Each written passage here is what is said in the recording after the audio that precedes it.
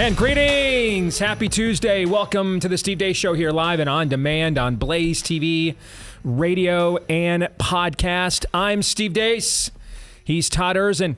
He is Aaron McIntyre. And by the way, Aaron, I received numerous notes of hosannas. Thank you. Congratulations. Well done. I needed that. One note in particular from a lovely lady who said, I was beginning to think it was too dark out there, and I just had to walk away from politics altogether. And what you did yesterday with Marxist Madness confirmed that. Yeah, I know. No, it made me laugh, made me realize, we can go on offense. We don't have to be, Vanta Black all the time, So just wanted to pass those along. Aaron, I could have spammed your box by just forwarding all the notes to you, but I figured here in front of everybody that's tuned in on the show today, I would just give you the collective well done. Tons of great reviews for that. So good, I'm glad. I thought a lot of people were glad and had a lot of fun with it. So, and you made it fun for us to do it. So thank you, brother. Great work.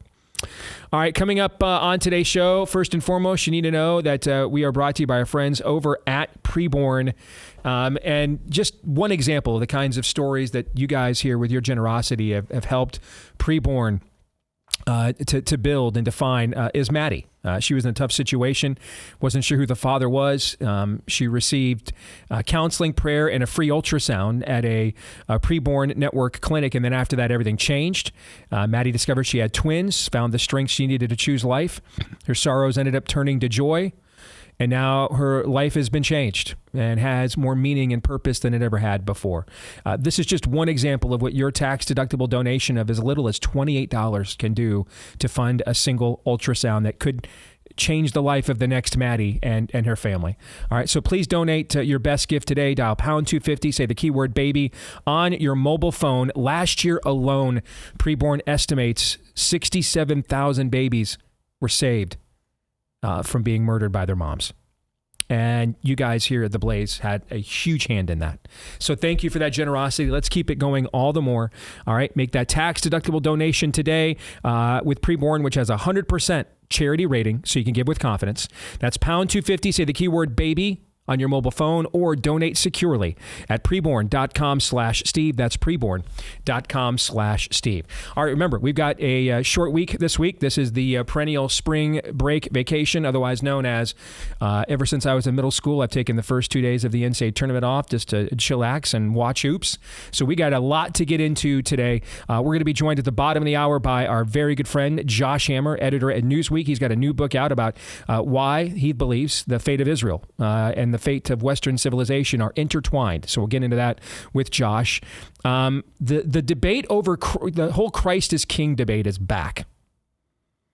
And I, this time, have just completely not taken part in it. Okay?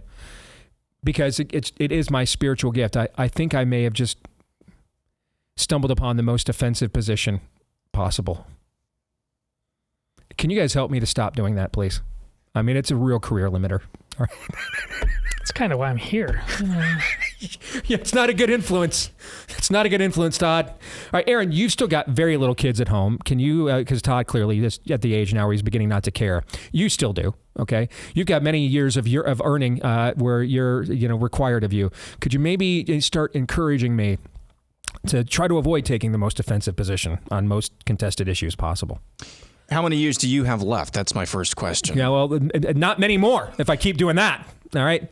But because Did you see the start of yesterday? Hour 2 yesterday, and what you just congratulated Aaron for? I did. It's not like we were tiptoeing through the raindrops out of the gate on That's that true. one. I mean, we let off with facts for Hamas. Yes. I'm sorry. Now Aaron's going to have to bleep that again. That's the one complaint I got. Hey, who at the Blaze told you guys to bleep that? Actually, I'm the one that made that decision. I make those decisions. I own the show. I made that decision, and we made that together after the show because I'm about to get involved in pursuing certain kinds of actions about how I've been censored by platforms like YouTube. And so we made the calculation not to give them a freebie going into that. You see what I'm saying? Okay. Well, here, look how many times they dropped this F-bomb on their show last month. And that's why we had to, you can't trust these right wingers. And so we made the decision to just, dot every I, Cross every T, be on our P's and Q's. All right. So put that one on me. No one at the Blaze would, I don't even think they'd even try to do that, actually. So we did that ourselves. But anyway, back to the Christ is King debate. Yeah, I think I've now, and oh man, because now I've got friends of mine on both sides of this going at each other on X all day long over this again. And I'm gonna bring it up in idolatry or not next hour to see if I'm actually the one guilty of idolatry, because I have no interest in this debate this time. All right, so I'm going to explain why and let you guys tell me I'm right or wrong. Fair? Yep. And then bottom of hour 2, Pop Culture Tuesday. These guys have been so gracious to have me on their show numerous times, and it's a ton of fun every time I'm on. So, I've never been one to act like, well, we're the only show or this is the only network, no matter where I've been in my career. I'm well aware of the fact there are other shows and other networks. I listen to them too. I enjoy them too. I know some of those people too, right? I know you do too, right? So, the guys over at Crane & Company on Daily Wire have been great having me on several times over the years. I thought, it's time maybe to return the favor, especially the NCAA tournament looming. Right. So I know, Todd, you were really antsy for a good old-fashioned sports bro conversation. So we're going to have one of those coming up in Pop Culture Tuesday, brother, just for you. Long-distance dedication because they're in Nashville. Oh, I love a healthy sports bro conversation. I know you do. I know. And I put the health in sports bro I know you do. That is often said about you. Yes. Yes, that's said a lot. Yes, it is. Just like Saturday Evening Post. Yes. Yes. Just you with a pipe in your mouth. Yes. Just, taking it easy with your feet up on the lazy boy. Indeed. But let's get it all started as we always do with Aaron's rundown of what happened while we were away.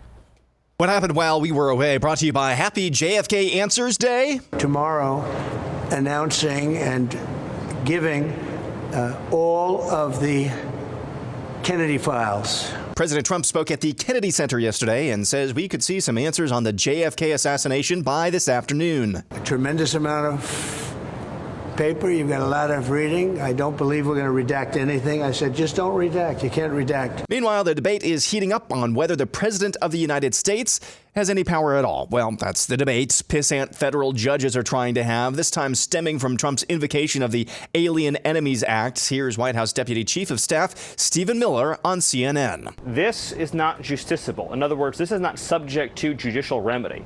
When the president is exercising his Article 2 powers to defend the country against an invasion or to repel a foreign terrorist that is unlawfully in the country, he's exercising his core Article 2 powers as commander-in-chief. Is Venezuela invading the U.S.? This is a very important point. This is a Title 50 authority. It's a commander-in-chief authority. So just to ask you a simple question, you talk about how the system works. Does a district court judge have the right to direct or enjoin troop movements overseas? Yes or no? Well, Stephen, my question, if you could answer my question first, in other words, is Venezuela invading our country in a way that would apply this way? So I'll answer yours and you'll answer mine. Under the terms of the statute, Tren de Aragua is an alien enemy force that has come here as detailed at length in the proclamation at the direction of the Venezuelan government. The statute says that a president has the ability to repel an invasion or predatory incursion that is directed by a foreign state government. or a government, right? Are they a state or a government? This would be, yes, it is documented. That TDA was sent by the Venezuelan government in the proclamation. And here's an even more important point. Under the Constitution, who makes that determination? A district court judge elected by no one, or the commander-in-chief of the Army and Navy? The president and the president alone makes a decision. Ilhan Omar, who likely married her brother to gain entry into the United States from Somalia and then promptly turned that good fortune around into representing little Somalia in the U.S. Congress, says the Alien Enemies Act, which was signed into law by one of the founders of this country, John Adams, that act is un-American. It is hard to imagine anything more un-American than that. The Trump administration's immigration policy is a threat to immigrants like criminals.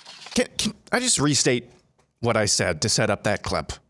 Ilhan Omar, who likely, maybe, whatever, married her brother in order to gain entry into this country and turn that good fortune around into becoming the representative for Little Somalia. She's not a Minnesota representative in the U.S. Congress. says that the Alien Enemies Act, which was signed into law by one of the founders of this country, John Adams, is un-American. Border Czar Tom Homan, your thoughts? An old law.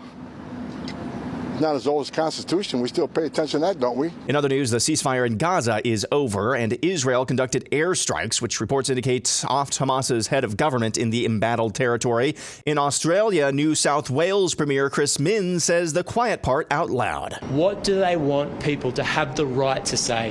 What kind of racist abuse do they want to see or be able to lawfully see on the streets of Sydney? I recognise, and I've fully said from the beginning, that we don't have the same freedom of speech laws that they have in the United States. And the reason for that is that we want to hold together our multicultural community and have people live in peace, free from the kind of vilification and hatred that we do see around the world. Yes, multiculturalism falls apart without censorship. Points for honesty. And finally, the West Virginia Mountaineers men's basketball team got absolutely screwed by being left out of the Field of 68 in this year's NCAA men's basketball tournament. How bad was this screw job? Well, here's Rusty the Rant McShane from WVJZ Radio in Charleston. 6 quad 1 wins. And that was combined with an undefeated record against quad 3 and quad 4 opponents. 3 wins against top 10 teams and the 24th toughest schedule in America. West Virginia deserved to be in the NCAA tournament.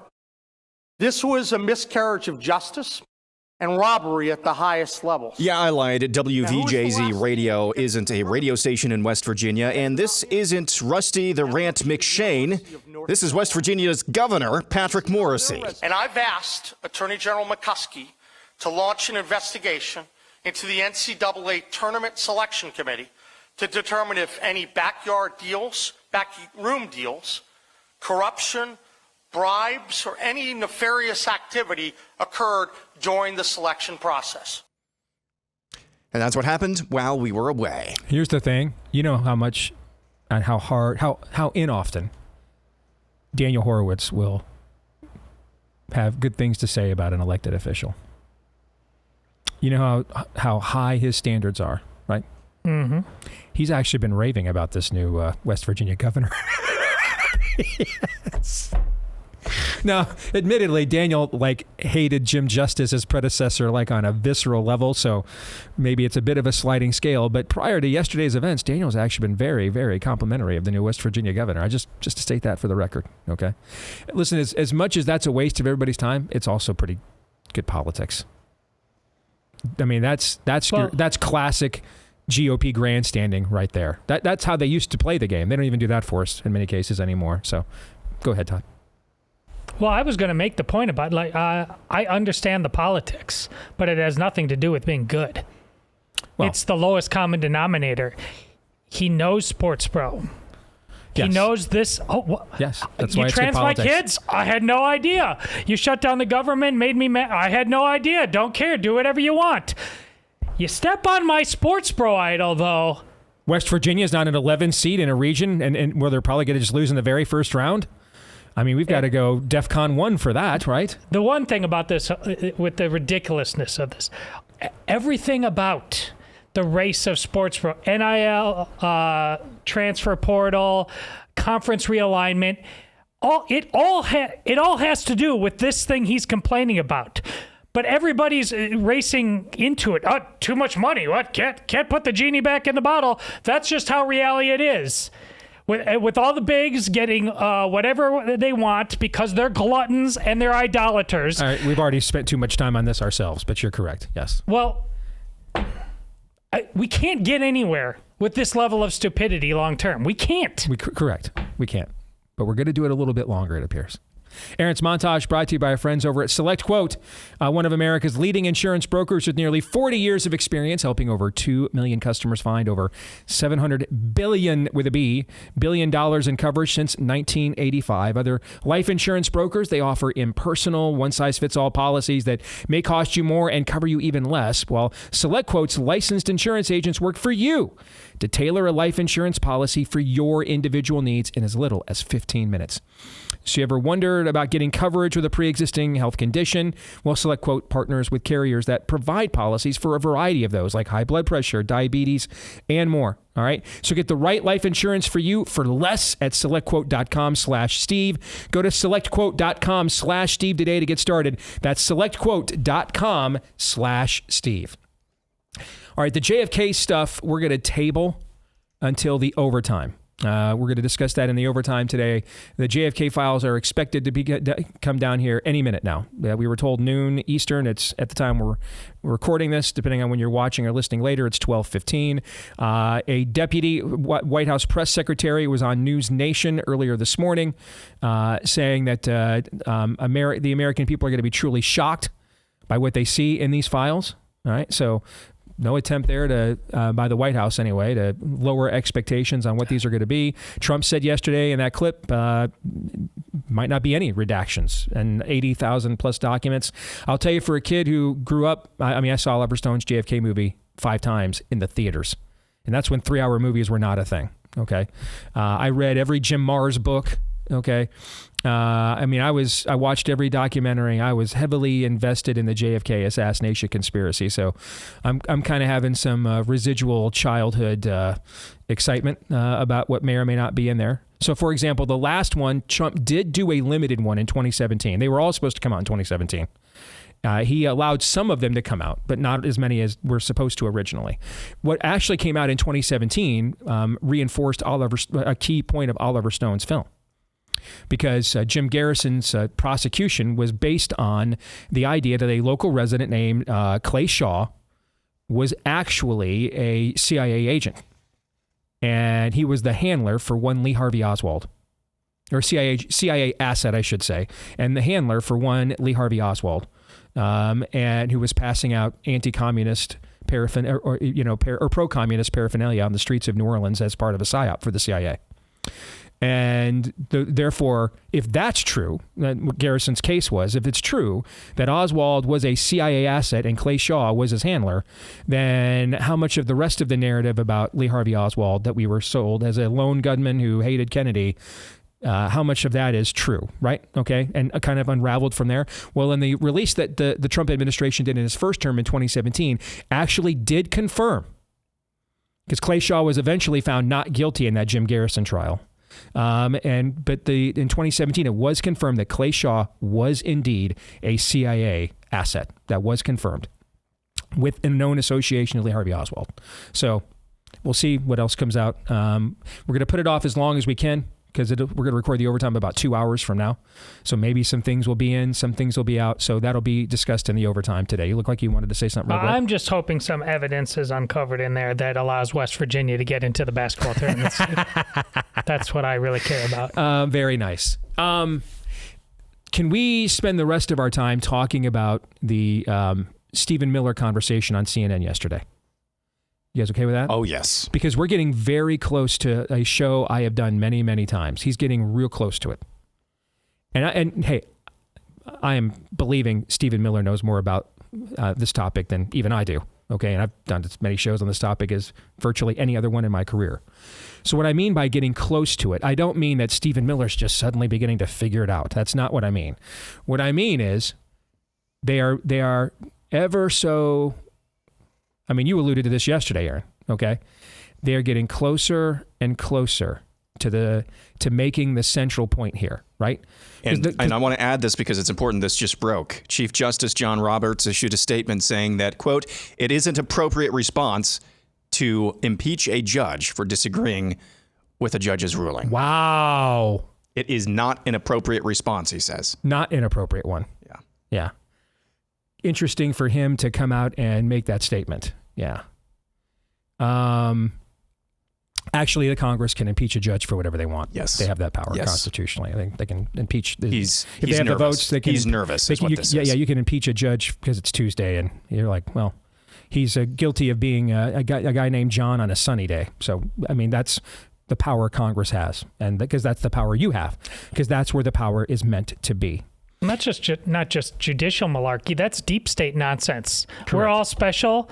This is the way the bureaucrats are being defended right now. We are the house. This is the house of the holy. I mean, I heard all these arguments 15 years ago when we made history in Iowa, as we became the first state in the history of this union by retention election to get rid of not one, but not two, but three state Supreme Court justices over a disagreement with their opinion. And I was on television shows and radio programs where the former Chief Justice of Iowa's Supreme Court said to me and said to Bob Vander Plaats on camera or on mic, you aren't permitted to vote judges out because you disagree with their opinions. It's a retention election. We can not retain them for any damn well reason we please. The country doesn't start with the judges. See, this actually is, it's good for them to be saying these things. We made history in Iowa on this for two reasons.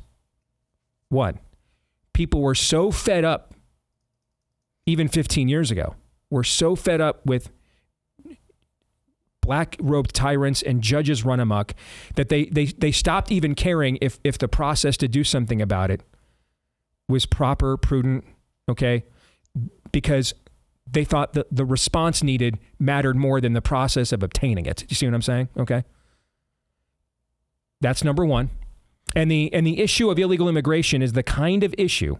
I know it doesn't seem like it now, although attitudes, especially on the right on gay marriage, have dramatically changed in just the last few years.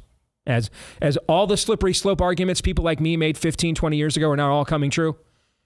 You know, we are actually seeing what was the Pew poll at the end of or beginning of this year. Only 52% of Americans actually are now in favor of gay marriage, and the numbers have flipped on the right again. A majority of Republicans are against it again because they're seeing that this was always going to open the door to the various Pandora's boxes that we all warned about. We weren't going to just slouch to Gomorrah. We were going to sprint toward it. Well, 15 years ago, attitudes about gay marriage, particularly on the right, were very similar to attitudes about immigration, particularly on the right now. I mean, we were winning everywhere on this issue, guys. We won a statewide referendum in California on the same day Barack Obama got 61% of the popular vote. About 8 million people in California. 8 million people. People are celebrating the Republicans gained 138,000 registrations in California last month. There's like 5.3 million Republicans in California. No, that would be 2008. So, what's that? 17 years ago? Because it's 2025, right? Okay. Mm-hmm. 17 years ago, we got 8 million votes in California to define marriage as one man, one woman. That's more votes than Ronald Reagan ever got to get elected governor of California. So I know it seems crazy that that's where the culture was on this issue then, but it was. Just like immigration is now causing people to vote Republican that weren't doing it in previous cycles, gay marriage was an issue where people crossed the picket line to vote with people like me that they then wouldn't vote with us on virtually any other issue. It was a winning issue for our side until the court stepped in and got tired of losing at the ballot box and took it out of the hands of the voters and just redefined it themselves. Well, people here in Iowa didn't like that. And even though I could explain to them the process, they didn't care. They just wanted something done about it. That's where people are at with the immigration issue right now. I don't care what the ninth codicil of the fourth, subpoint of subsection 27 happens to be, and in 73, baud print. I don't care. I want the drug lords from Venezuela the hell out of my country. You've got to pick the kind of issue where people are like that. Because they're so now emotionally stirred up, they can't be emotionally demagogued in the other direction. You see what I'm saying? The energy is on your side. The second reason we did it is because we had this critical mass of energy with point one, that the issue of taking on the judges became so credible suddenly out of nowhere. Out of nowhere, we can do this. Because of that energy, we fleshed them out. And we made them say what they really think on camera, on mic. People really had to hear them say, you don't get to tell us what to do. We're better than you. We're superior to you. The branches you vote for, they bow down to us. Because again, you can instinctively see a few viral clips of Joe Biden if you're a normie and laugh, ha, ha, ha, ha, ha. But it's really not until you sit down and watch a debate for the presidency of the United States and you can see the president cannot maintain a singular cogent thought that you're like, oh. And notice what happens with that energy. It switched right then and there, right? Same thing happens here. You can tune in to a Steve Deace on WHO radio in Des Moines every now and then on your ride home, thinking about work and what you're going to say to the wife and kids or the husband and kids when you walk in the door, okay? And you're tuned in for 7 or 8 minutes and I'm opening my spleen about the out-of-control judges, right? And maybe you're worked up, but then the reality of your real life steps in when you pull into the garage or walk through the door and you forgot all about it, right? And you move on with the rest of your life. It's another thing when you turn on the 6 o'clock news and the judges look right at you and say, you're beneath us. Then the people are like, oh, right? We're having this kind of moment right now. It's not rogue judges. Yes. They are autocrats. Yes. They're bureaucrats. Yes. You can impeach a judge for whatever reason you want. And then if the people that did the impeaching of the judge, guess what you get to do to them if you don't like the fact they impeached that judge? Guess what you get to do? You can vote them out in the next election if you want. And put people in power that will then put in the kinds of judges that just got impeached if that's what you want. Sounds like a Republican form of government with democratic processes and institutions where we the people reign supreme. Why didn't the people that founded the country think of this? I mean, it's amazing. They didn't lay something out that was just very well determined and defined. Oh, well, here we are. But these conversations, it's important. People need to see the emperor has no clothes. That's what it takes to give. That's shameless plug. That's why I'm going to release a book here in a couple of months. That's Dr. Seuss Does the Culture War. Because people need to give themselves permission sometimes to smash the idols that have been oppressing them. We are creatures of paths of least resistance. And so we need to give ourselves permission to break away from even that which we know is not good for us. The things that Miller is posing, Tom Homan saying yesterday, the Constitution's even older than that. I literally said things like this on my radio show to the people of Iowa 15 years ago. Well, we have a new definition of marriage. I mean, your definition of marriage is, that was the Defense of Marriage Act from 1998. And I'm like, well, the 10 Commandments are a hell of a lot older than the 1998 Defense of Marriage Act. That's not a standard. They don't have anything, guys. How many times have I said this in this chair over the years? How many times have you guys heard me say to this audience, they don't have anything. Trust me. You're not going to get hoodwinked. I wondered. That's one of the reasons why I did all that stuff for MSNBC. What is it I don't know? What trap am I walking into? There isn't any there. Nothing's there. It's insane. It's demonic. And the reason why they resort to so many ad hominem attacks and name calls is because they don't have anything else. And then we have shown them that we will pucker at the first sight of this. We will ankle grab at the first sight of this.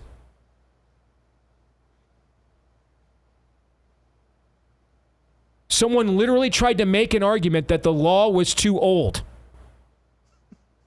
and thought they were smart. SMRT, smart. They're not. The reason, you know why, Aaron, you pointed this out just a few minutes ago on X. You know why, instead of defending the Green New Deal and forcing us to drive electric cars, they're just lighting Elon Musk's on fire now? In Las Vegas as we speak, because they couldn't win an argument. That's why. You resort to these tactics when you can't win the argument. That's why these are always the same tactics they use. They can't win. What they believe is a denial of reality on every level. Spiritual, moral, natural. And that's why they have to argue in the way that they do. We could have done this a long time ago. We can't do anything about that, though. What we can change is we're going to start doing it now. We're going to start pushing back on it now. And this administration right now is.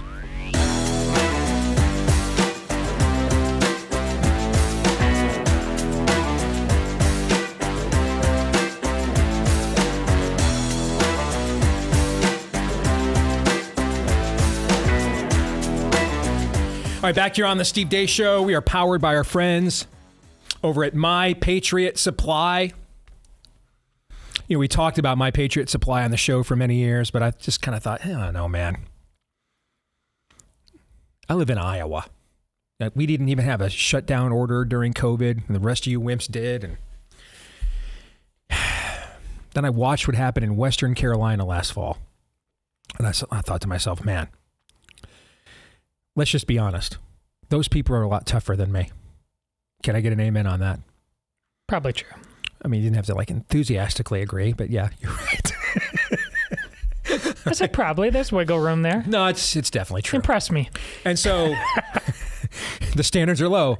And if a natural disaster or something that you could never foresee could do to that community what it did, what would happen in my case? So I finally called My Patriot Supply. I said, listen, time for me to not just be a pitch man, but a customer. Load me up. For example, got the 4-week emergency food kit. That's including, by the way, 2 weeks of bonus meals at no cost as well. 2,000 calories per day, breakfast, lunch, dinner, even drinks and snacks. The full 2,000 calories you're going to need each day, so that you know, hey, that could never happen here, or that won't happen to me. Happens where you are and happens to you. You're ready. Last up to 25 years as well with proper storage. Go to preparewithdace.com right now. Take advantage of this deal. No last minute panics for you. No empty shelves for you. And have that peace of mind that you're covered. Preparewithdace.com is where you can go. Take advantage of this great deal today at preparewithdace.com. We welcome back to the show a very good friend of ours. He's the editor at Newsweek. He's the author of the new book, Israel and Civilization, The Fate of the Jewish Nation and the Destiny of the West. Josh Hammer, it is good to see you, brother. Welcome back to the show. Hey, I'm going to get to your book very quickly, but I would be remiss, given your legal expertise, if I did not ask you about comments just now made by Chief Justice John Roberts. And I explained to our audience, Josh, one of the ways we were able to defeat the justices in Iowa when we were the first state to ever do this is we got them to say things like what Roberts just said today. You can't impeach judges if you don't agree with their opinions. You just have to suck it up and take it. We got them to say these things on camera. We're superior to you. You have to do whatever we say. There's no accountability for us. And that what that did in terms of that last dial of public opinion, first you had to convince people that they could actually go against the judges because they've been conditioned their whole lives they can't.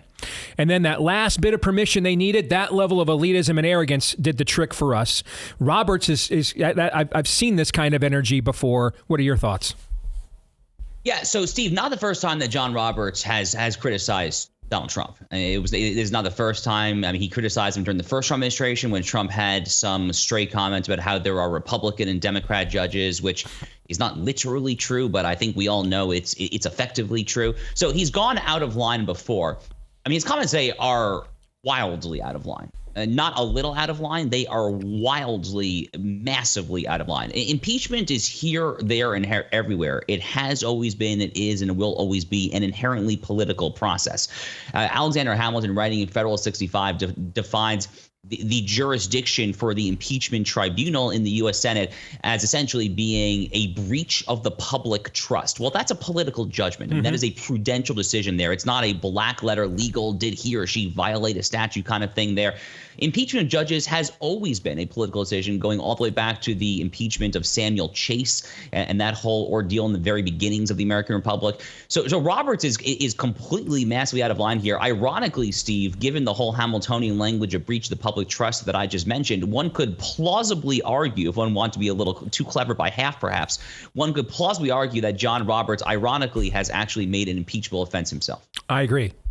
I mean, listen, you can impeach a judge for whatever you want if you got the votes. And then if the people don't like it, they can vote you out of office the next time for that impeachment and vote for people that'll put the judges in like the ones you impeach. That's the point of a democratic process, small d, and a Republican form of government. Not let's grant all power to the one branch that the people do not directly elect. And that's what we've had for going on more than half a century around here. And it's very clear the Trump administration little by little is escalating the rhetoric, setting the stage for, they kind of found a cute way to disobey, quote unquote, disobey a judge on the Venezuelan thing. All right.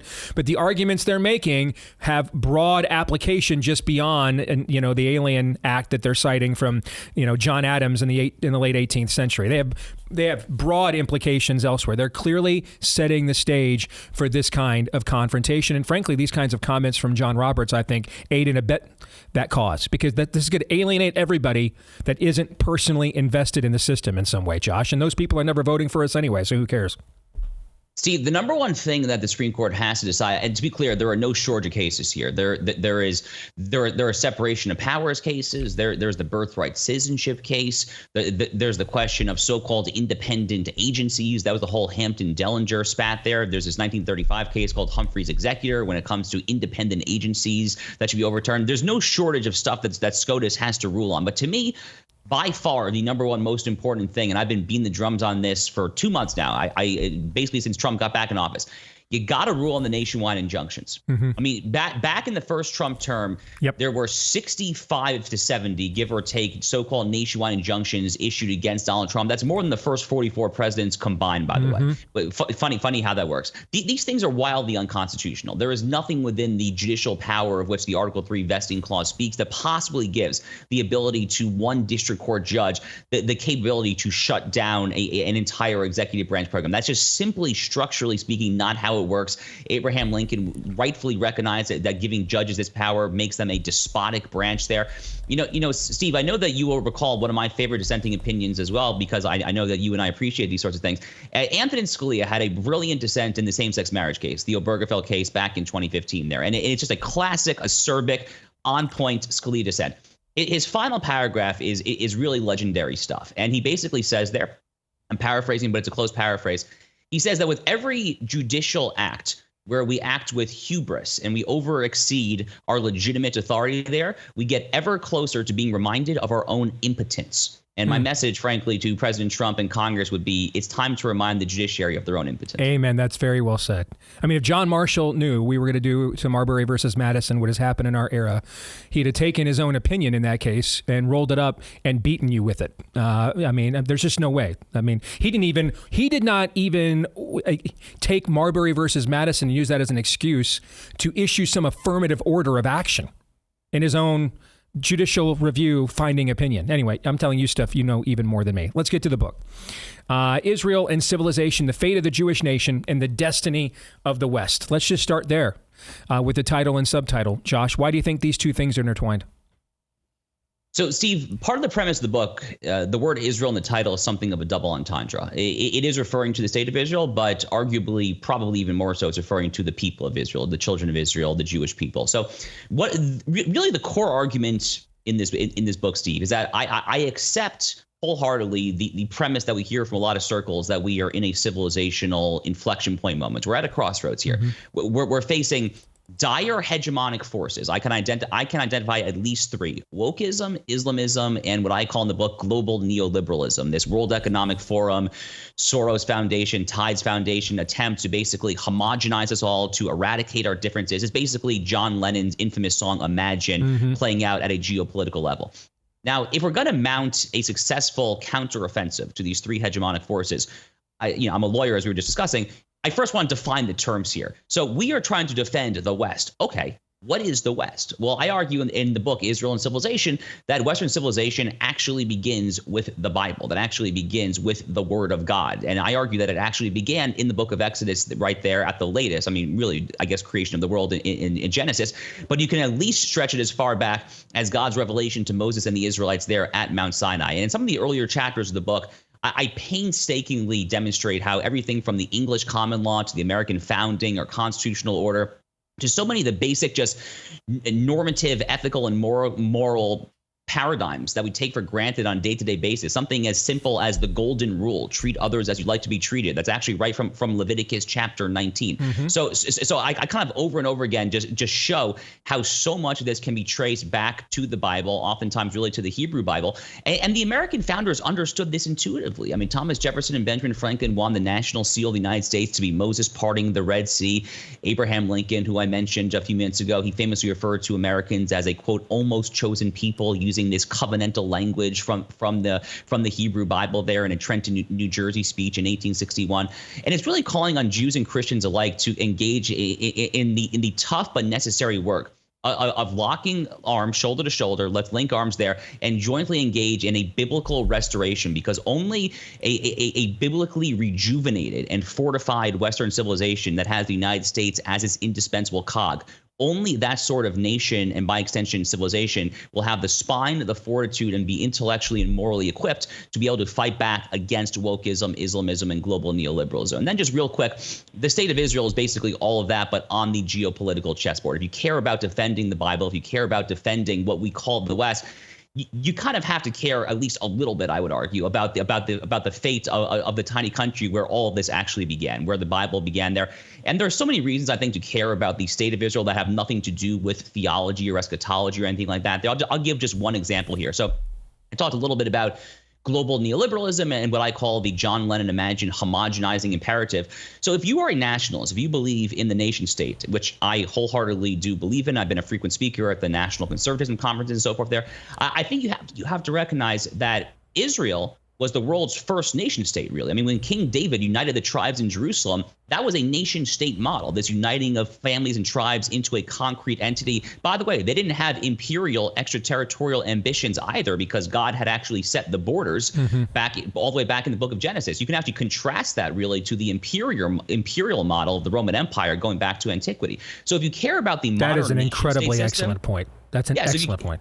If you care about the modern Westphalian post-1648 nation-state system, I think you actually have a real obligation to care about the modern state of Israel, which is a very nationalist endeavor. They have a military conscription. They're flying the flag. It's very nationalist, and it's very nationalist for numerous reasons, one of which is because it was actually the world's first nation-state. So if you want to defend nationalism, you could do a whole lot worse than standing up for Israel at these transnational tribunals like the United Nations, places like that. Final question for you, Josh. One of the great, because I want to give you plenty of time to answer this one. I think one of the great challenges we have on the right now is that we are, I think, accurately questioning a lot of assumptions of the last generation, including from the right itself. All right. I'm totally fine with that. The question then, though, to me, I don't have a problem with questioning everything, but I do have a problem with where do we go for answers, right? Because what's the point of questions unless we want answers, right? And we're having a lot of inter-Nicene arguments, particularly where Israel is concerned and Middle Eastern policy right now. Some of it is just flat out anti-Semitism, and I'm fine confronting that. You've seen me do it in the past. But I do think there are reasons to maybe have more nuanced views on some things than what were done in previous generations. And I think we're struggling on our side how to referee that. Okay, so that how to find out it. Well, is someone just an anti-Semite, or do they really have a viewpoint that maybe should be reconsidered based on maybe failures of the past? Right. What do you have to say in terms of navigating that space? Okay, so great question. So this is, I take this question up in its entirety in a whole chapter in the book, actually. It's chapter 7. I would selfishly consider it one of the most important chapters of the book, actually. So I make the wholehearted, full-throated MAGA, America First, foreign policy realist case for U.S. Israel relations and all that. It's not a particularly difficult case to make, Steve, because it's actually just what Donald Trump did the first time around.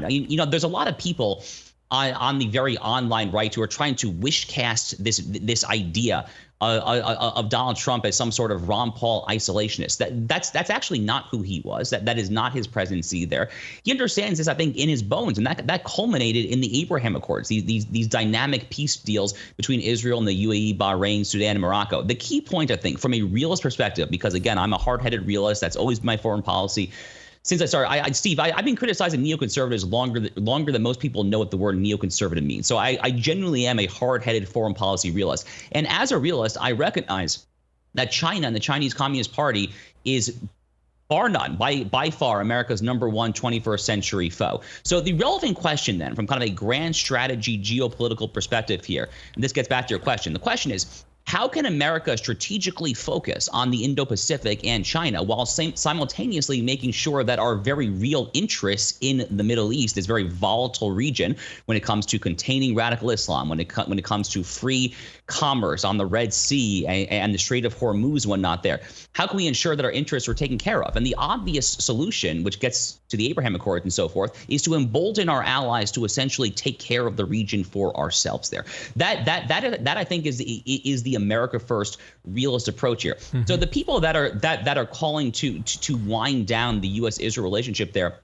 I'm sorry, but how in the world is that possibly America first? I mean, carving out a new Muslim terror state in the heart of the Holy Land. Remind me exactly how that's terrorist first. You want to embolden our ally to then patrol the region in a way that secures both of our national interests. One very concrete example of that. So last summer, there was a few months there where Israel went on kind of this Michael Corleone Godfather-esque killing spree. They basically started knocking off the Hezbollah upper crust as if they were the heads of the 5 families back in New York City. And before they got to the top dog, Hassan Nasrallah, cowardly hiding in his bunker in Beirut, before that, they took off 2 high-ranking Hezbollah officials by the name of Fuad Shakur and Ibrahim Akil. Why is that important? Well, Fuad Shakur and Ibrahim Akil were the orchestrators of the 1983 bombings in Beirut, Lebanon, of the U.S. Marine barracks, which slaughtered over 240 Marines, as well as the U.S. Embassy, which killed 60 to 70 people or so. The U.S. State Department has had a $5 and $7 million bounty on those 2 Hezbollah terrorist heads for over 4 decades. Wow. But because Israel felt the need to take them out, they did it there. I mean, people say, how does the U.S.-Israel relationship benefit the United States? There you go. I mean, they kill Ibrahim Akil and Fuad Shakur, who literally have had State Department multi-million-dollar bounties for decades and decades there. And imagine what more they could do with a supportive administration like Donald Trump right now. They actually did that under Joe Biden. So I think the script basically writes itself from there. We are living in difficult times. You're right. There are a lot of loud voices trying to separate the U.S. and Israel. Frankly, Steve, I think there are a lot of even more pernicious voices seeking to separate Jews and Christians.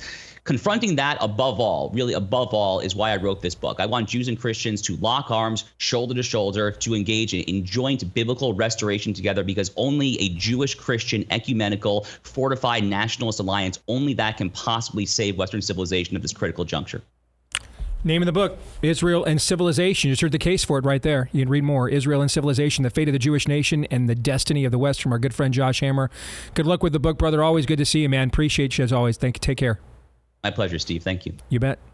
What do you guys think here real quick? I'm excited to read it myself. It reminds me of 2 books that I've read multiple times in the past. One, intellectual of the left, Thomas Cahill, The Gifts of the Jews. It is a tour de force of the thematic of where the West starts with Israel, and then a Catholic of the right, Michael Novak, On Two Wings, on how foundational Old Testament scripture in particular was to the founding of this country, because it got beyond the arguments amongst Christians. Yeah, I'm not even sure if having an isolationist policy is even possible in the year 2025 or 2055 or 3000. But for the time being, you got to have some friends in those types of places in the Middle East, and we don't have very many friends over there. Israel is one of those. So regardless of what you think about their government, they are a friend to us.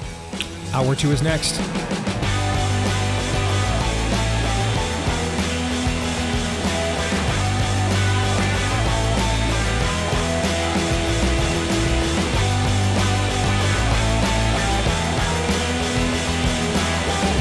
All right, back here with Hour 2, live and on demand on Blaze TV, radio, and podcast. Steve Deace here alongside Aaron McIntyre and Todd Erzen. And all of you, and you can let us know what you think about what we think via the stevedeace.com inbox. Take advantage of that by emailing the show, steve@stevedeace.com. That's DEACE. Like us on Facebook, MeWe, and Gab. Follow me at Steve Deace Show on X, Instagram, and TikTok. And then finally, if you wouldn't mind, please subscribe to our new YouTube channel, at Deace Show on YouTube. That's at Deace Show on YouTube. And then finally, please, if you love the podcast, please let everyone else know you do too by leaving us a 5-star review on any of the podcast platforms that you prefer. You can also hit subscribe on those, or on iTunes follow, and that way every time we do a new episode, it shows up in your podcast feed every single time. And thank you if you've done that. And thank you to our friends over at Beam Organics. I've had a couple of really good night's sleeps here in the last couple of weeks, about 3 of them, in fact, using Beam. What is it? It's designed to help you fall asleep, stay asleep, and wake up feeling amazing. And unlike other sleep aids, there's no next day grogginess. Just great, restful sleep. Plus, it tastes incredible. It's something that can be part of your nightly routine. Simple, easy, and effective. It's a hot cocoa with a lot of great flavors. I usually use the chocolate peanut butter one. And they're not loaded with sugar and carbs. So you're not, tacking on the calories right before bedtime. All right. But if you want to try it today, get a great night's sleep. You won't regret it. It's science-backed, healthy nighttime blend. Got everything from magnesium to melatonin and more. All right, here's the deal. If you're one of our listeners, you can have the ultimate Patriot discount of 40% off right now. By trying their best-selling Dream Powder, you get up to 40% off for a limited time. Go to shopbeam.com/Steve. Shopbeam, as in laser beam. Shopbeam.com/Steve. Use the code Steve at checkout for up to 40% off. That's shopbeam, as in Mary.com/Steve. Use the code Steve for up to 40% off, and you'll support an American company. Invest in yourself and start getting your best sleep tonight. All right, next segment, Pop Culture Tuesday. Why is the NCAA basketball tournament so popular? Well, I mean, the games all day, the fact that it comes right around the time of spring break for a lot of people, the office pools, I think those are all symptoms of its popularity. But there's something unique about the sporting event itself that is uniquely American, and why I think it's among our most uniquely American sporting events. We're going to get into that with the crew over at Crane & Company at the Daily Wire. They're going to join us for Pop Culture Tuesday coming up here at the bottom of the hour. But first, I've got to alienate a bunch of people by taking the most offensive position possible. It's just my way. I don't try to do this. I really don't.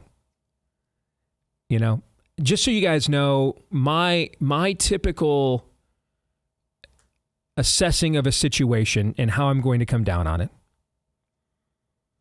is when I'm operating at my best, and I'm not always doing that. When I'm not just shooting from the hip and ready, fire, aim, it's to assess what I think of it from a worldview perspective. Does it line up with my worldview? But then if it does, is it doing so for the right reasons? And then if it doesn't, is there something about it, though, that maybe I don't get, haven't gotten, don't understand?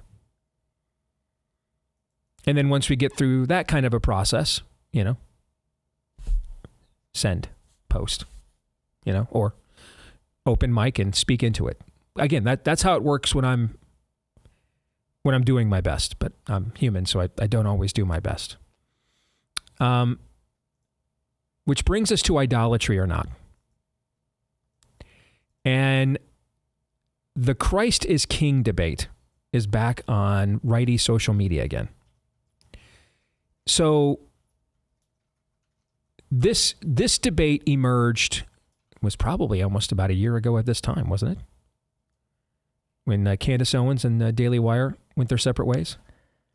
It's been going on longer than that, but when it reached like some sort of critical mass, where it was clear it was a formal divorce. Yeah. And Candace and a bunch of her associates began posting Christ is King as essentially a troll of Ben Shapiro, who's a non-Messianic Jew. And for me, as I've explained before, I think it has to get in the way of the row the Lord wants me to plow before I will immerse myself in anyone else's road that they are plowing. And those are things, I tell you guys a lot, that there's not really as much pre-planning or strategizing amongst the three of us before we go on the air with the show as you might think. The only thing that's even close to scripted is Aaron's montage. The rest of it, we just, trust each other. We do our homework, and, every now and then someone's got to look at somebody here on or off the air and say, Jane, you ignorant slut. But for the most part, we just, trust each other enough that you're welcome to have your opinion and say what you think about it, and we move on. That's true. Okay. But that doesn't mean we don't ever do it. And we've asked ourselves plenty of times over the years, hey, maybe you don't word it this way, but this is essentially the question. All right, does this thing that's trending on the right, this little internecine thing over here, this little urination contest over here, okay, this heavy petting that's going on over here, maybe we like it, maybe we don't, maybe we're enthused, maybe we're bemused, maybe we're irritated, right? Maybe we're supportive, but does it get us off our mission to comment on it, to involve ourselves in it? Right? Is it worth deviating from the road that, or the, what we're called to plow? And or is it getting in the way of the road we're trying to plow, right? Mm-hmm. And most of the time, the answer is what? No. Most of the time when we assess the situation, the answer is no. And here's the thing. Those are the things that will often generate you the most engagement, is to get yourself involved in those things and to take a position strongly one way or the other, okay? But, part of my overall strategy since I launched this, and I left the security of one of the most successful mid-market radio stations in the United States, where I probably could have worked the rest of my life, provided I didn't do anything morally stupid in the community, and had a nice life and a nice living, and and made a significant impact on my native state, and my kids put me in the ground, and well done, good and faithful servant. Okay. But when I decided to take the risk that maybe there was more I was being called to than that, I've operated under a strategy that shortcuts in the end don't ultimately work. And that because the iron law of the universe bends to truth and justice, because the architect of the universe himself is truth and justice incarnate, that over the long haul, and sometimes the long haul is beyond your lifetime. I mean, there's no promise you get some kind of, adjudication that satisfies you and vindicates you in your lifetime, right? Sometimes the long haul is you hear, well done, good and faithful servant, when you wake up in eternity after somebody put you 6 feet under, right? Okay. Mm-hmm. So that doesn't mean, there's a Lifetime or Hallmark movie here ending at the end of everybody's rainbow. All right. Preach, yeah. Okay. But whether it's in this life or the next, in the long run, as best as we can, honoring the Word of God pays off in the long run. Now, the long run might be the really long run, like New Heaven and New Earth long run, okay? Or sometimes you do get vindication. You got vindication. You were falsely accused in a trial. You took it to trial, Todd, right? You risked your own freedom. You got that. You were given that vindication. So sometimes it does happen. We took a huge risk way out in front of 99.999% of the entire media, let alone our own industry, on COVID. All right. In the end, we were vindicated and have been vindicated more times now than we can count. Right. But we didn't know that at the time. And in fact, we even privately talked amongst ourselves at the time. We all recognize if we go down this road and if we are wrong, we're done. We did have those conversations. Right. And we all have to understand that, our careers are finished if we're wrong on this. Mm-hmm. Right. Okay. But a lot of times, you're not promised that level of vindication east of Eden. So I have determined that there's a lot of people that will do things where they can get quick engagement numbers, and they'll make a lot of money, and they'll sell people that they've got a massive audience, but then that audience might be a mile wide and an inch deep, and they can't actually get that audience to respond when it comes to promoting their corporate partners, like we just did with Beam Organic Powder. All right. And so you've got these huge numbers, but then you can't turn it into response. And now you've alienated advertisers, and not just one, because a lot of them are connected to like a handful of agencies. And so the entire agency now is like your verboten. Okay. There's a lot of incentive to take shortcuts in all industries, but especially in mine. But from the beginning, even before these guys came to work here, I operated under the template of, in the long run, if we do our best to honor the Word of God, that will pay off in some way, shape, or form, in this life or the next.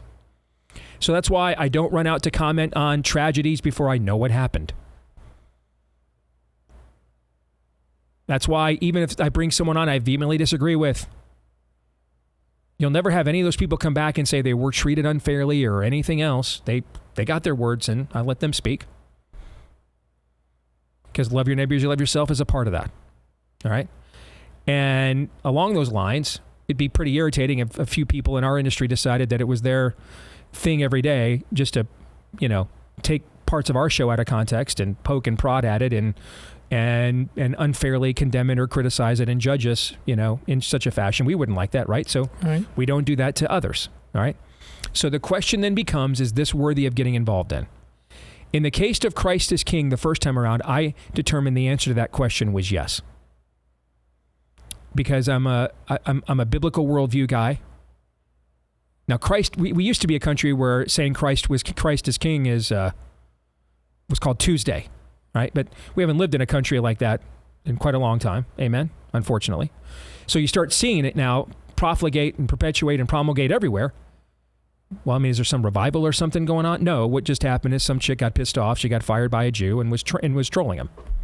And so the rest of her friends did the exact same thing. There was no higher sentiment there being expressed in my view. You may disagree. You're welcome to do that. And so you can criticize me too. But I'm not even asking you to agree with me. I'm just telling you why I took the position on this that I did a year ago. It was very clear to me. Similarly, I thought Ben Shapiro telling a lot of the same people we're talking to take the vaccine dummy, I thought that was getting in the middle of the road we plow. Because he's talking to even more of the same people we're talking to than we are.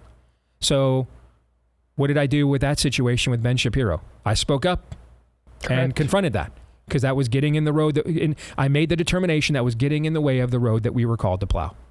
Same reason I did it the other direction when it was just very clear to me, pretty obvious. A bunch of people have never said Christ is King in their entire lives. Just decide to just start, dropping it as a mantra the minute they have an argument with a Jew. Come on, man. Don't pee on me and tell me it's raining. That's idolatry to me. In fact, it's a violation of a commandment. You've taken the Lord's name in vain. Yeah, you can even take a proclamation of who Christ is in his majesty, and in your idolatry, reduce it to a statement of vanity, of taking it in vain. Because your intent really isn't to exalt him, it's to exalt yourself. Yeah, it is. Jesus isn't your troll, he's your Lord. Narcissism is not principle. Correct. So that's why we did speak up at the time. Now, this debate has reoccurred again. And it's in my feed constantly. Are you guys noticing the same thing, or is it just me? No. Oh, no, it is. It's absolutely there. Do you guys know, here's the thing, do you guys know what the impetus for it this time was? Where this originated again? Do you guys know? Because I don't know. No idea. I have no idea. Well. You know, Todd? I'm not certain, but it seemed to be with particular personalities. It seemed to come up and grab onto as hard as they could and stoke the fires. And I don't know if I'm not absolutely certain it started there. It seemed that it was at the very least phase 2, and if I'm not certain, I'm not going to name the names. Okay, fair. Then you're right. Don't do that. The first time around was very clear. Twitter had existed since 2009. There had never, ever once been a Christ is King debate, ever, in the history of the platform until Candace Owens and Ben Shapiro had a falling out. So the source material for why it was happening there, I think, was obvious to anybody with an IQ above, let's say, 13. Fair? Yeah. I have no idea what has caused this whole thing to go round to. I have no clue what has caused it. So right away, that is why I've made the determination not to chime in on it in any way, shape, or form, because I don't know what the source of it is. And then secondly, because the source of why we're doing this again is uncertain, I think the reasons to back either argument, therefore, are. I mean, Christ is King whether I proclaim it or not. Nevertheless, there's nothing wrong with proclaiming it. It should be proclaimed more often. I mean, is an argument. I see people saying, don't stop me from proclaiming Christ as King. Who's stopping them? I have no idea, but somebody must be doing it, I guess. I have no idea who's doing it, though. And then I see other people acting as if, well, there's like never a reason that you would say this other than to just troll a handful of prominent conservative Jews. Now, I've got several conservative Jewish friends. One of them was just on the show last segment, I believe, right? Yes. So, but listen, man, there are 500 reasons, minimum, why you would proclaim Christ as King as a Christian that have nothing to do with trolling your Jewish friends. It's just Candace Owens was doing none of those last year when she was doing this to just singularly troll Ben Shapiro. So because and And the reason we're doing this with this topic is I think it's important for you guys to understand our own practices on the show and why we do things we do, why we may not comment on things that others are commenting on, why we may have different thoughts on things that everybody else seems to have a thought here or there on, and our view is maybe not the same as either side, but, offensive to both. Because I don't know what the reason for why we're having this fight all over again happens to be. And then I'm being presented with, I think, two false choices. On one end, that there's never a context by which saying Christ is king would be wrong. There is. When you are taking his name in vain. When you're just trying to, when your panties are in a bunch because you lost a gig and got publicly embarrassed, and you're just using that to troll a non-Christian. That's, Jesus is Lord. Bow your knee. Do not reduce him to a slogan. Shame. That is shameful. On the other hand, now I'm also being told, though, well, anytime you've said that you would say this would be just a troll. Well, that's entirely untrue. And so, I don't know why we're doing this again. I don't buy into the assessments of either side that I'm saying promulgate my feed. So therefore, I have chosen to comment not at all. What do you guys think? Idolatry or not? Well, it's absolutely breaking a commandment. I agree with you wholeheartedly. What is? On that. What I'm doing, or the way you describe this is what using the Lord's name in vain ultimately is really all about. And it has become an epidemic amongst online Christians, and thus on a case-by-case basis, I think idolatry can be applied. Because, listen, why do you call me Lord, Lord, if you will not do what I say? Right. This hijinks is, high school hallways kind of stuff. And it is not ultimately fighting the demons in the arena. It doesn't really give me the sense that we're serious. As I've said before, the laugh track is not going to cut it very long term, and the honeymoon is over. The domestic terrorism, burning down the Teslas, it's going to need more than your sloganeering. All right, we have to push back actual demons. All right, that involves word and deed. And I grow very, very wary of this. There's many offshoots of this. The word games. I mentioned yesterday to Aaron when we were talking, a lot of this reminds me of like Harry in Harry Potter when they're just whipping back curses and witchcraft back and forth against each other to see which one sticks. But that's a fictional world of fantasy. This is terra firma here, and that's just not going to be the real deal. The demons sooner or later are going to realize that we're not serious, and if they ever get some of their own people to put down their own level of crazy and count on us once again, this is the point Steve made earlier in the show about how things got to this point with judges. That involves a level of shame too. We just weren't serious. We got involved in this to be somebody instead of to do something. The Lord has a mission for us, and it's not just this level. This is grab ass. And I've just got, it is. Exactly right. That's exactly right. That's the perfect description. That's what it is. I've got no patience for it. And oftentimes when a lot of people get the most mad at me online is when I accept your terms and then I'm better at that than you. And then you start whining and complaining and making a phone call to somebody. Then up your game. Up your game, because this is dumb. You and the governor of West Virginia have something in common there. This justice will not stand. I will get my team into the tournament. That's the level of seriousness you have, and you know how much I hold that in contempt. So maybe that gives you an idea of how much this stuff I find utterly undignified and beneath anybody who claims the actual name of Christ as Lord. So to me, it's pretty simple now, because I kind of had the same read on it last time, which is, if you're using Christ as King as a cudgel to bully somebody, you're taking the Lord's name in vain. That's pretty cut and dry to me. I don't know for sure if that's what you're doing, but it seems like maybe that's the circumstances, the context in which you're saying Christ is King. Mm-hmm. That was kind of the last go around on this. I saw this trending over the weekend, this last weekend.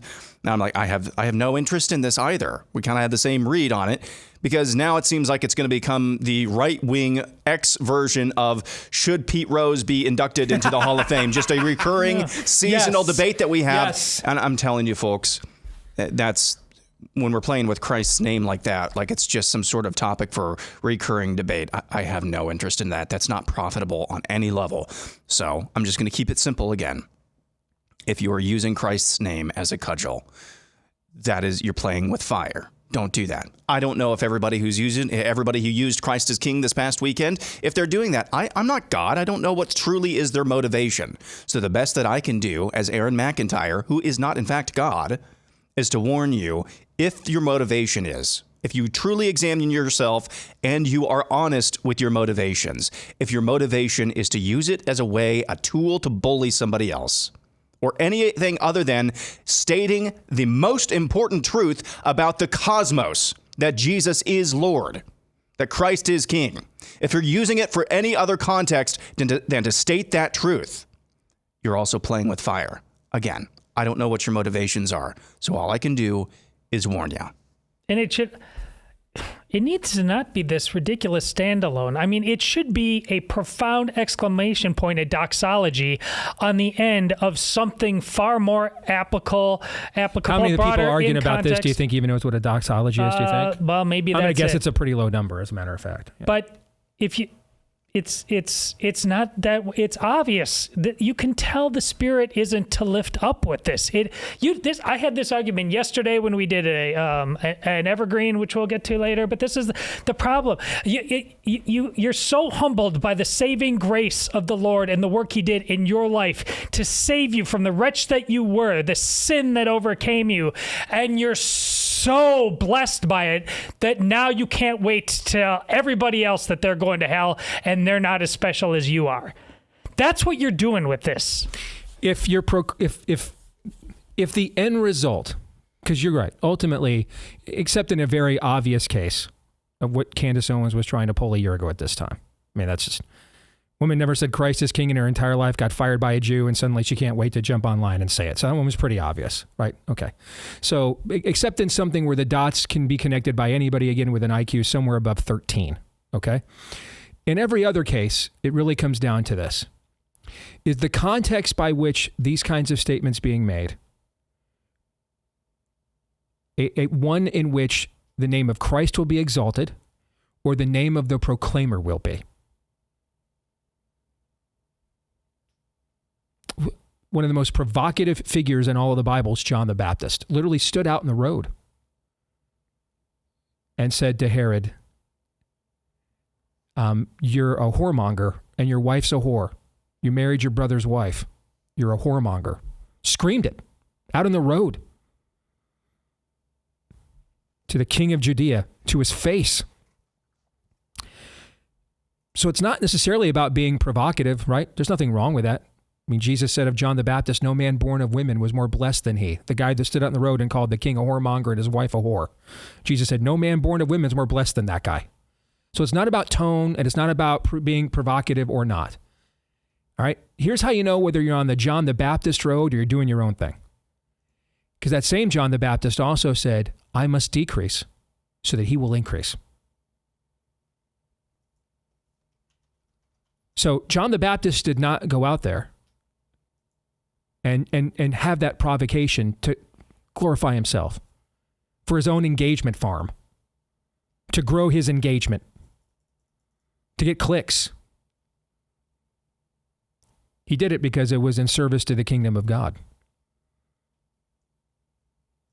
And that's the same motivation that he later said, I must decrease so that he will increase.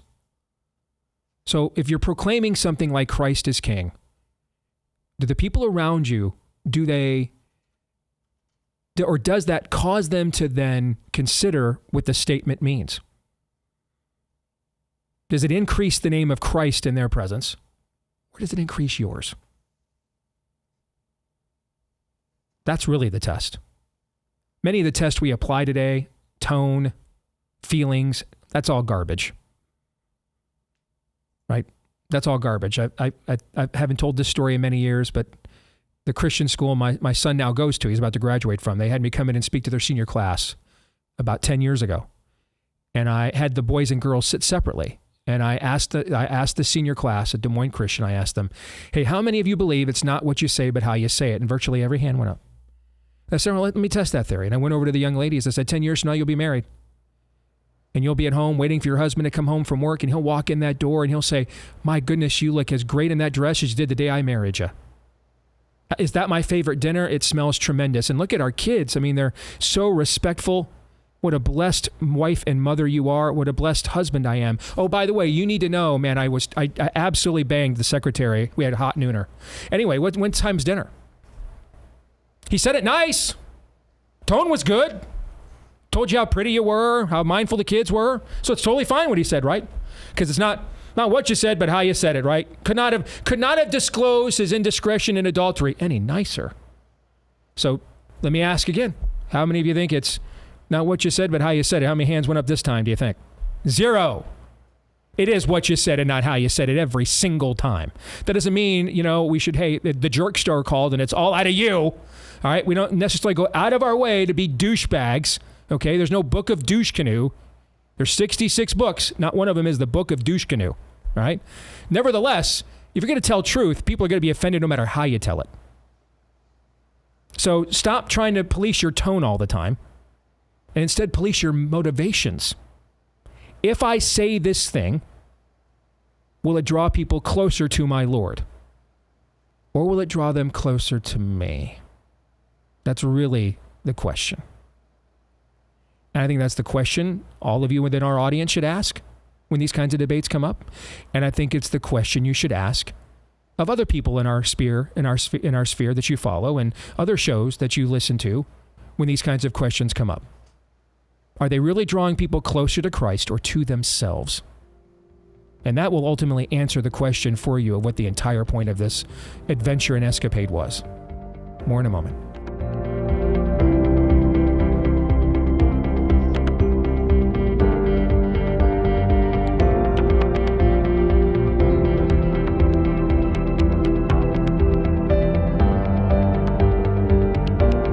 All right, back here on the Steve Deace Show, during COVID, we saw some, shall we call them, problematic public health decisions. For example, taking medications that had previously won a Nobel Prize as recently as 2015, and then suddenly just completely besmirching them, and to the point of even having Terry Bradshaw, noted medical expert, call them on Fox NFL Sunday, quote, horse-paste, right? A lot of distrust was earned. And I mean earned. That's where our friends over at Jace Medical come in, because that's how we got to know Jace. I mean, they came to us here at The Blaze and they said, hey, I mean, we can't let them ever do something like what they did to us ever again. People have got to be prepared. So it would have been considered crazy 5 or 6 years ago for people to be told hydroxychloroquine and ivermectin were criminalized, essentially.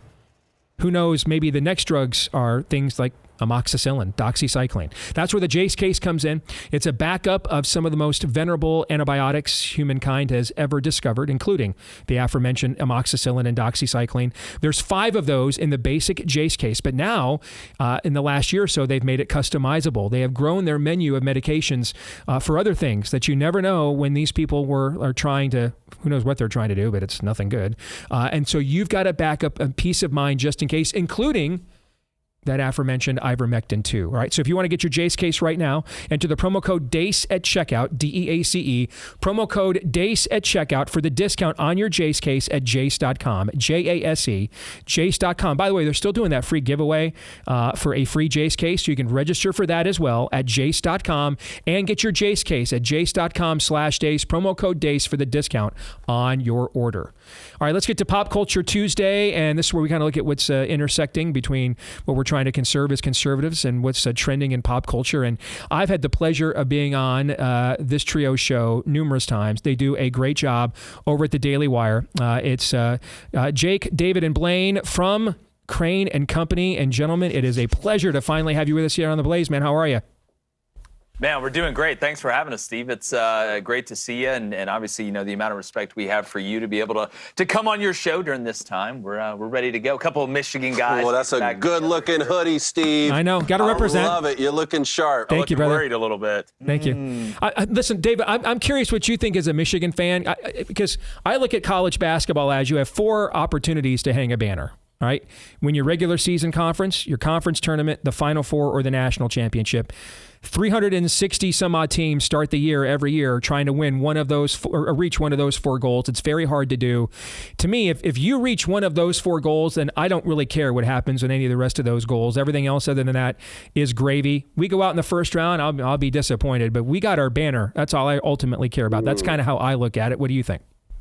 Yeah, and also you have to look at this within the context of having a first-year head coach. I said when Dusty May took Michigan to the tournament championship game that was incredible on social media. And I think that Michigan State fans are still a little bit upset with us based off whatever happened on their senior day when they want to disrupt a basketball game for their long-standing traditions, I guess. But they said, no, this is actually not incredible. And I said, did you see the Juwan Howard era? And then not only that, but then to move forward and actually win the conference tournament, I do think is incredible in year 1 for Dusty May. But yeah, I mean, look, I'm rethinking all sorts of things, Steve Deace. One of them is the medical advice that I've gotten from Terry Bradshaw over the years since I've been on the show. And 2 is this 5-12 matchup. I mean, I guess UC San Diego is the greatest 12 seed of all time, Steve, and yes. Michigan right now on the line, -2.5, which Jake Crane, my colleague, says is the best bet on the board. But I'm just wondering, since I picked against Michigan in the conference tournament, if I should just stay the course and do that and see how far I'm a big believer in that. Ride this thing out. I'm a big believer that you don't, as a fan, the fan mojo, you don't ever disrupt that, man. All right, so if I'm watching on my iPad and we're winning and I switch over to the big screen and we start losing, I just go back to the iPad. I am a long-standing occultic level believer. Yes, you are. I'm a long-standing occultic level believer in fan mojo. Right? So, Amy gets up to go pick up lunch and Michigan's winning. I'll tell her, hey, go shopping. Okay. I mean, you're good. You're good. You got the card. All right. But if they're losing, I'm like, get home as soon as if they were winning when she left, and then we're losing when after she's gone, I'm like, get home as soon as you can. I'm a huge believer in the fan mojo. I think this Trust is the biorhythm. It's just science, guys. It's just science. So Steve, I picked y'all to win y'all's conference tournament. So does that mean I should have y'all going deep in March? 100%. Yes. Pick us to win every single game. Now, there is something I wanted to ask you guys about where this tournament is concerned, because my wife is not a basketball fan at all. Frankly, because the sport's not violent enough for her. All right, so she likes the most manly of sports, football and hockey. She likes the prospect that she wants to watch another man hurt another man because he frankly probably deserves it. All right, so basketball is a little too, not quite violent enough for her. But this time of year, like everyone else, she's doing the pool at her office. Okay. She's going to, watch the madness with me when I'm off this week. I have a theory as to why I think this event is so popular in the conscience. And I don't think it's bracket pools, because we could do that with all kinds of other sports, and we uniquely do it with this one. I think the NCAA tournament is uniquely American in that there are social classes, there's blue bloods, there's elites, there's, middlings, there's Cinderellas, all right? But with an opportunity, no matter which of those classes you originally come from, with the opportunity, this could be your day, All right. This is the opportunity, the freedom the tournament provides gives you the opportunity to maximize your potential in ways no one would have thought possible. Whether you're Maryland, Baltimore County, or Farley Dickinson, or you're North Carolina, Duke, Kentucky, Kansas, right? And I think that really gets to the ethos of America. And I think this sporting event complements really what Americana is ultimately about, maybe more than any other sporting event we have. And I think that's why it's so popular. It's the other great sporting events we have are products of the popularity of the sport. In this case, this singular event way outweighs the popularity of the sport. And I think it's because of that dynamic that I just articulated. What do you guys think? Look, I agree with you 100%. You know, I'm from football country. Steve, you know, you're from football country. We all are. But to me, March Madness is the greatest postseason sporting event of all time. Now, I've always liked college basketball, but football's king until March Madness comes. And I think, you know, to your point, America was the ultimate Cinderella. I mean, don't forget, England blew a 13 colony lead. We basically St. Peter's them. That's what we did against Kentucky. So I think when you're able to watch the Cinderella runs and the storylines, you have representation from all over the country, too. Yeah. This isn't like in football where there's 2 regions that are represented and you know, half of the country or 3/4 of the country is kind of cut off. It's from everywhere, from coast to coast, from border to border, and it's one game. And I think just being the Cinderella factor to me, that's the most fun thing. That's the America loves an underdog because America was an underdog. Yep. I mean, in multiple times in multiple wars, and the do or die aspect of it, I think that's what really attracts America.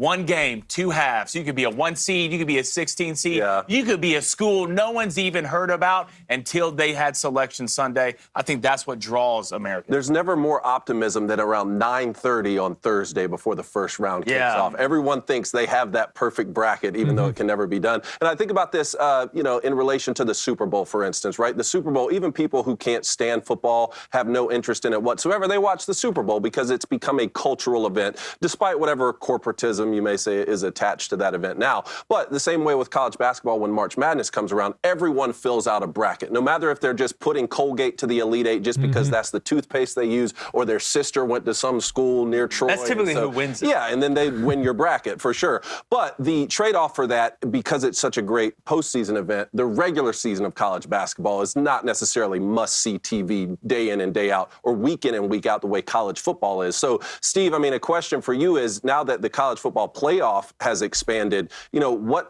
do you expect from college football as it relates to, you know, some of the success that basketball has had in the postseason? I think the NFL has already shown that you can still have a high level of interest in your regular season with a playoff, even one that you've expanded.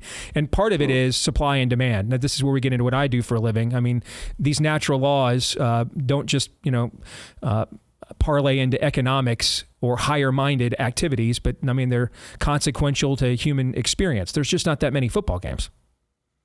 I mean, there's just not that many games. And so regardless of what you do to your playoff, if you're only playing 12 regular season games in college and 17 in the NFL, I mean, you know, Michigan's going to play its 35th game on Thursday night. Yeah, every team in college basketball is going to be playing somewhere between, if they're in this tournament, their 33rd and 38th game. Right, the more opportunities, the greater your opportunity is for variance. The lesser opportunities you have, the lesser the opportunity for variance, which puts more of an emphasis on the exclusionary aspect of a football season. So I don't think that dynamic actually changes at all. I mean, the NFL has proven this. You can only still play so many games. That 1 or 2 losses means, Michigan lost its last 3 games of the regular season. Then came right around and won the next 3 games and won a tournament, right? You lose your last 3 games of the regular season in college or pro football, you're probably, 90% odds, if not higher, even in the NFL, you're not going to be in the playoff and your season is over. Because that's in college football, that's a 30-year season. In the NFL, that's a quarter of your season, right? That's not necessarily the case in basketball. There's just more variance. Yeah. Well, it's more do or die in the regular season, to your point. I mean, it's just a math game at the end of the day. And still, even if they expand the NCAA tournament to 150 teams, what was the biggest news from the bracket reveal? Yeah, exactly. North Carolina got in and West Virginia didn't, which, we're about to interview the West Virginia governor about what they're going to do against the NCAA. So obviously that was the biggest storyline that came from that. So the 2 worst at-large teams ever, New Mexico once got in with an RPI of 73 in the 1990s. And then North Carolina on Sunday. All right. What do those two events have in common? You guys know? Their athletic directors were chairman of the selection committee both times. How about that? Both times. Steve, he wasn't in the room, Steve. Yeah. I'm sure. Not in the room. He stepped out, okay? In my line, I know you guys aren't used to hearing that in your very pious meritocracy known as sports. We hear BS like that in my line of work all the time, and no one believes that crap, okay? All right, so before we let you guys go, let's give people some practical bracket tips, because a lot of people in this audience are going to be filling out brackets that don't follow this year-round and things of that nature. So each of you now, one tip, it could be a trend, it could be a team. All right, so if you've got time to one collective bracket tip for this audience, what would it be? Blaine, I'll start with you.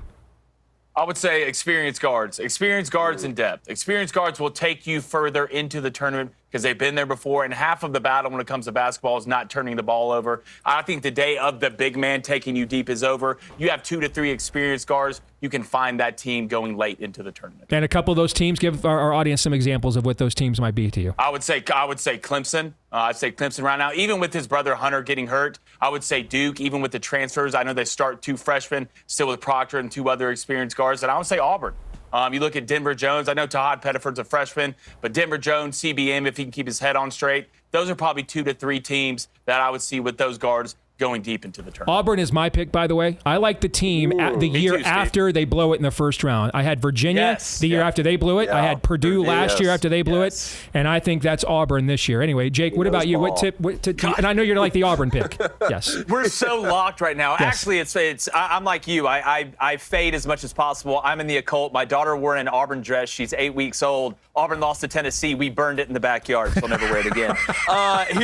Here's what I go with. And the upsets that people are talking about are not the ones that are going to happen. Mm-hmm. The first and second round upsets are the ones that nobody are talking about. Why is that? Because Michigan, UC San Diego, for example, all Michigan is hearing this week is how they're going to get upset by UC San Diego. Mm-hmm. So if there was any semblance of Michigan not taking that game seriously or not having a chip on their shoulder, it is going to be gone. They are going to smoke them. That's why nobody's, High Point Purdue can get a little bit weird. I'm telling you right now, when you look across the board, one to not sleep on, look at Montana and Wisconsin. Nobody's talking about it. Don't be surprised if you see the Grizzlies do some work. So 18 of the last 21 years, the team that in the tournament field that is number one in or the highest rated in Ken Palm's luck factor has lost in the first round. You know which team that is this year? Montana is actually that team this year. Interesting. Good. Money Williams. Yes. Yellowstone. But you're right, Jake. You're right. You can't. It's not a trap if every Admiral Akbar is yelling, "It's a trap." It's not a trap. That's exactly. All right, David, you get the last word. Go ahead. The biggest question to me is if Michigan and Auburn meet up in the Sweet 16 of that South region, is Crane and Company going to live stream that game? That's what I'm particularly interested in. Will the show survive that? Will the show survive? Will the show? And I think that's a very good question. In terms of trends, there's all sorts of trends I've been seeing this week. For instance, no team west of Texas has won the national championship in the last 27 years. The national champion this century has finished top 30 in offense in Ken Palm and top 40 in defense, something like that. The national champion has been top 12 in the Week 6 poll every single year this century, something like that. But if you're not so much on the trends train, in a simple word, Florida. I like Florida. I like basketball players who can play both ways to the excellence level that Florida can. I will tell you, if I were a Gator, Noah's Ark. They got 2 at everything. Yes, they do. They're impressive to watch. But if I were a Gator fan, I'd be incensed because everybody on ESPN's bracketology show picked them to win the national championship. So they're doomed. All right, guys. I love your guys' show. Tell our audience real quick how they can find it over at Daily Wire. Steve, same here. Real, recognize real. Really easy to find. Crane & Company, CRAIN and Company. We're on Daily Wire, every platform, audio, video. I'm not smart enough to remember them all. Good luck. And take the person your secretary picks. That's probably who's going to win. And go blue. Go blue. Good to see you guys. Take care. God bless. See you, brother. Steve. You bet. See ya. Brought to you by our friends over at Real Estate Agents I Trust in these unprecedented times. Ding. What's unprecedented? Well, actually having a real estate market the last 5 years has been pretty darn unprecedented. We've not had one of those between COVID and Let's Go Brandon. So we're trying to make real estate markets great again. That's why if you're getting in, make sure you've got an agent that can get you there. Where's there? Wherever you need to go across the country. Ultimately, where you got to get is across the finish line. This can be a stressful process, folks, even if things are way more stable than they are right now. So get an agent that you can trust to guide you through it. We made it as simple as possible to find them. Just go to realestateagentsitrust.com. That's realestateagentsitrust.com. We'll hook you up with an agent, likely from this audience with the same value system as you, but a verified, proven track record of success. Get started today. realestateagentsitrust.com. All right, gentlemen, 1 minute warning. Final thoughts on today's show. What do you think? Well, I have to disagree with the fundamental premise of that discussion there about this being the greatest form of American sports contest, and the reason people cite it, because nobody actually means that. They get all giddy this time of year, and they think they do, but if they actually meant it, the modern sports landscape wouldn't look anything close to what it does now, because they'd be fighting to preserve those ideals. People are high on their own supply, but they absolutely don't mean it. Aaron. A little disappointed that seemingly overlooked in this conversation is Iowa's prospects in the tournament. Which tournament are we talking about? I don't know. Yeah, I don't either. They're in some tournament though, right? No. Did they back out of that thing? Oh yeah. No, did they? They're not even doing anything. Good. That's the thing I don't like either, is these ancillary tournaments. If you're not good enough, go home. Try harder next year. That's the other thing. We don't need also-ran tournaments. If you made the playoffs, great. Congrats. If you didn't, sucks to be you. Do better. Todd, do you know one player on Wisconsin's basketball team right now? Yeah, I do. Okay. Yeah. Just gauging. John Tonje. Yeah, he's a very good player, as a matter of fact. We're back at it again tomorrow. Until then, Romans 8:28.